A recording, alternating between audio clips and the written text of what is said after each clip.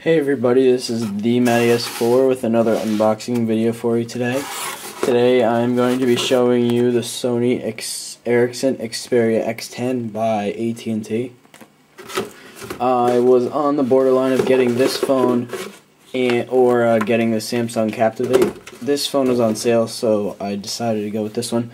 But then a week later, the Captivate went on sale, and now I guess I'm stuck with this one. So I bought it from Best Buy, and they gave me these little, I guess you could call them coupons, like 20% off for a new case, and then here they have like a quick start activation guide, which can help me activate the phone with 4 easy steps. So that's what they sent me, and here is the box with the phone inside. Here is the X10 right now. It comes in with about 136 grams, which is not too heavy, but we'll have to see how it feels when I take it out of the box. So here there's a little compartment off to the side. Zoom out a little bit. Pan over. Okay. So here we got, looks like the Sony Ericsson headphones. I think it's a 2.5 millimeter jack, but I'm not sure about that. Here is the AT&T Navigator, first 30 days of GPS navigation free, which is good if you have a car, which I don't, so I will not. I don't have my license yet, so I will not be able to use that. Here's different information packets, U.S. safety guidelines, SAR information, which SAR information is radiation. The FCC has to send out a handbook, or I should say the carrier of the phone has to send out a handbook if it emits a certain amount of radiation, which this phone does, which might be a problem. But inside this information booklet, they probably give me ways how to reduce the emissions, or how to stay away a little bit more, because I keep my phone in my pocket. Sometimes I'm trying to get rid of that habit, so I'll have to see what they say. Let's see if there's anything else in here. Just how to take the back off. Okay, so here, let me pan down a little bit. Here we have the Sony Ericsson Xperia X10 Quick Start Guide, which gives you very nicely drawn diagrams of how to operate the phone, how to start it up, how to do everything that you'll need to get your phone running. So we have that, and here is the X10. Nicely inside a plastic cover. I'm going to try to get a case for it within the next few weeks, and a screen protector just in case. I have been told that the screen is scratch resistant, which is good, but we'll have to see how that fares. So that's the X10 right here. Put that off to the side. Here is, it looks like the phone charger, where you plug it in the USB end right here and plug it into the charger. I like these because they're a little bit easier to handle and carry. If you have to put them in the drawer, they're a little less clunky. Like with my previous one, the LG View, it had a big long cord, and that was a little hard to put away. Here is the Sony Ericsson lithium-ion battery to put in the back if you don't already have one. But apparently the battery life on this phone is not very good, so I've read suggestions as to get another battery, just in case if you use your phone a lot, or if you use Wi-Fi or your 3G more than other people. Here is the AT&T SIM card. I asked for a new one because I have the LG View now, and I'm not sure if the SIM card I have would work with this new phone, so they just give it to me for free if I ask for it. And if you have Verizon or T-Mobile or Sprint or something, it's just a card to like store your contacts and personal information. So if you want to switch phones, you just put all the information on this little chip and put it right into the phone. Okay, so here is the X10. It has a 480 by a 854 megapixels, 4 inches of touchscreen, which is good for the people who like touchscreen, which I do. Comes with Timescape and Mediascape, which is Twitter and Facebook and all the different social networking sites that you can put on. It has a 3.5 millimeter audio jack, which is what I was saying before, which is this little thing. I thought it was a 2.55, but that's 3.55 is pretty similar. The X10 has 1 GB of storage and 32 GB of micro SD storage. It has Bluetooth activation, which you can use for your car or your regular Bluetooth headset. And you can use this on Wi-Fi or 3G. If you're in a Wi-Fi Connect zone, you can hook it up and put it into Wi-Fi instead of using your media package or your data plan. So that is good. That's probably what I'll be doing for most of the time. Here is the X10 without a wrapper on it.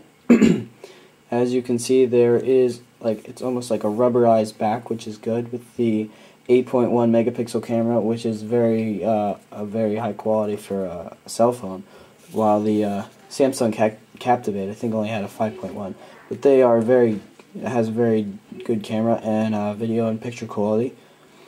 On the bottom here you see 3 silver buttons. One is for back, one is for main screen, and one is for Mediascape, if I am correct, but I'm not sure about that.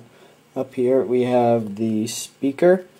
On the top is the on button, on and off. Here's your 3.5 millimeter audio jack, and here's the, I think, for connecting either to the computer or to charge your phone.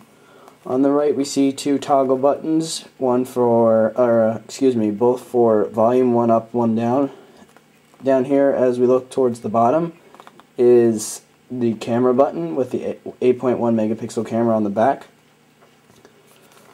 I was looking at the Samsung Captivate, and the one thing that I didn't like about the Captivate and its body style was it didn't have a camera button, which is one of the things that I use, and it's very easy to just press it on the side here instead of going through the home screen and opening up through there. On the left side there are no buttons or anything like that, and it has like a a silver liner around the edges. It does feel like a very nice phone. The back is rubber, so it might not slip out of your hand very easily, which is good. And it does fit in your hand fairly well, which is something I was surprised about because I didn't really get to hold the phone without having the wires and cables attached from AT&T. So this is good. Here's the X10, the back side of it. I put in the SIM card, the new SIM card I just got, and here's the lithium battery I'm going to put in now. Alright, so the manual says to charge it up for a little bit, so I'm going to go do that, and I'll see you guys back when I'll show you what the home screen looks like. Alright, here is the Sony Ericsson Xperia X10, and it's just powering on right now. I put the smart chip in a couple minutes ago. Excuse me, and I put in the memory stick. It comes with a 2 GB memory stick, but the one that I put in is the one from my old phone. See here, I haven't activated the phone yet, but so there's no connection, but I am connected to Wi-Fi. So here is your main screen. I still have the cover on it, the little plastic cover they give you. I haven't taken that off yet, just in case. So they give you 3 screens, one screen to the left, one in the middle, and then one over to the right. At the bottom, here is your home button. It takes you back to the home. If you press the button all the way down to the left, it gives you 5 options: add, wallpaper, settings, notifications, and search. If you click one of them, it'll give you a different drop-down menu. This button on the right over here is the back button. That's how you go back. So if you want to go into messaging, you go back. And if you take your finger, slide it up, you have a different number of applications that you can scroll through: settings, voice search, YouTube, voice dialer. Oops, excuse me. So you just click on any of these and it'll take you to it. So if I clicked on settings, I just scroll through my settings, and I can do different things. And if I press this middle button down here, it takes me back right to where I started from. So there's different things that you can do, and up here, I don't know if you can see that, it says the time, the battery life, if I'm connected to anything, my connection strength, and if I'm connected to Bluetooth, which I don't think I am, but it says I am.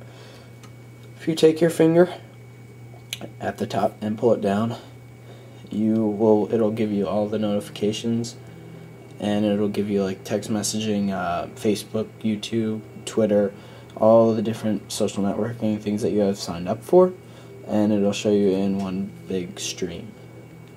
Going over to the side here, we have the sound, the ringer volume that you can change, and we have the camera button over on the right here. If you just hold it in, it will go to camera. It's a little laggy, but when you have an 8.1 megapixel camera, you can expect that. And here there are different options that you can fool around with: autofocus, face detection, multifocus, macro, resolution, capture mode, smile detection, different things that you can fiddle with. So you can, and then you can switch it over to video mode to change your settings. So that is pretty much all for the Sony Xperia X10.